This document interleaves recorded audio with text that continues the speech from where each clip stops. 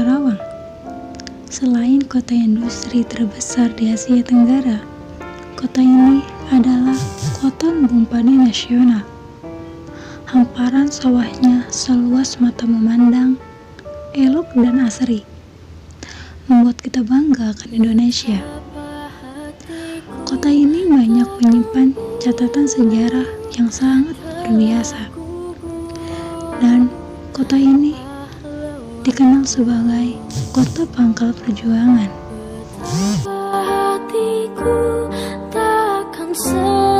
Tugu Kebulatan Tekad atau Monumen Kebulatan Tekad yang berada di sisi Sungai Citarum, Rengas Dengklok, Karawang. Lokasi monumen ini sekitar 20 km dari pusat kota Karawang.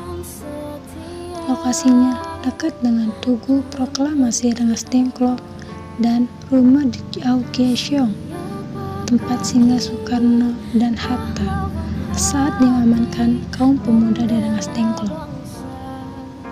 Konon, tempat itu dulunya dijadikan sebagai markas tentara PETA. 4 bulatan seperti telur di samping bulatan besar itu mewakili 4 penjuru mata angin. Sementara tangan kiri mengepal itu melambangkan tekad para pejuang untuk menyatakan kemerdekaan Indonesia. Di bagian depan penyangga, bulatan bertuliskan 17 Agustus 1945 dan bertuliskan naskah proklamasi. Di sisi belakang monumen terdapat relief yang menggambarkan perjalanan proklamasi.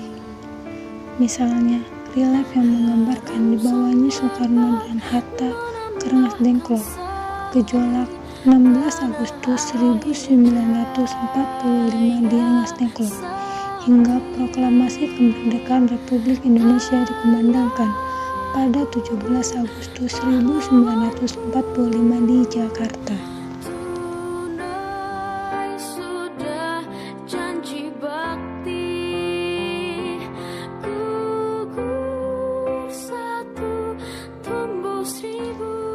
Rumah penculikan proklamator atau sering disebut juga Rumah Insinyur Soekarno.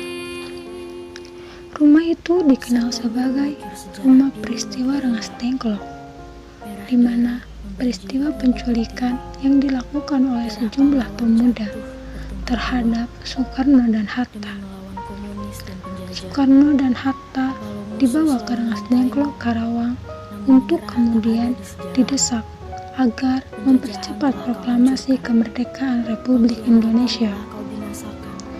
Sampai dengan terjadinya kesepakatan antara golongan tua yang diwakili oleh Soekarno dan Hatta serta Mr. Ahmad Subarjo dan golongan muda tentang kapan proklamasi akan dilaksanakan, terutama setelah Jepang mengalami kekalahan dalam Perang Pasifik. Peristiwa ini terjadi pada 16 Agustus 1945. Teks proklamasi disusun di Rengas Dengklok di rumah seorang Tionghoa Diau Gyesiong.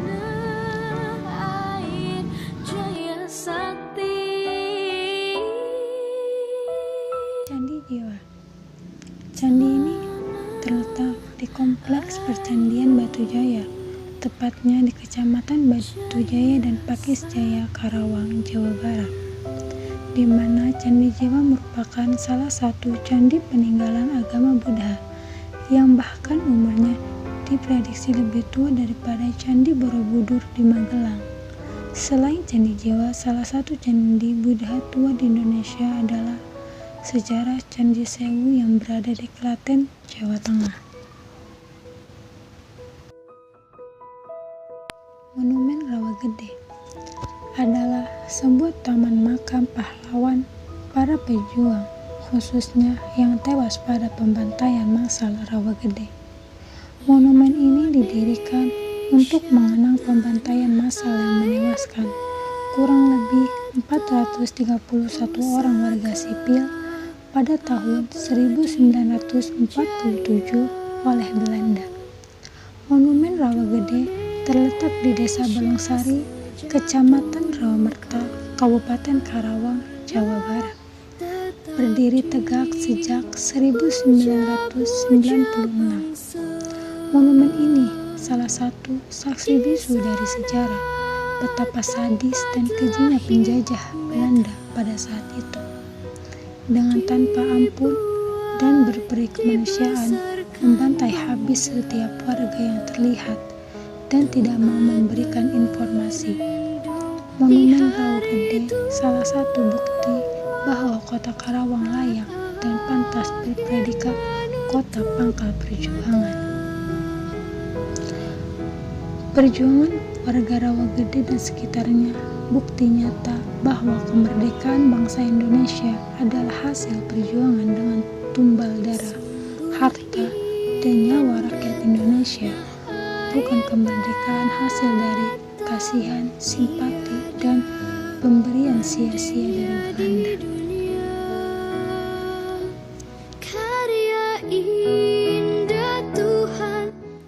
Bendungan Walahar yang terletak di Desa Walahar, Kecamatan Ciampel, Kabupaten Karawang, Jawa Barat, digunakan sejak tanggal 30 November 1925, dibangun pada masa penjajahan Belanda, di mana dalam pembangunannya mengandalkan tenaga pribumi.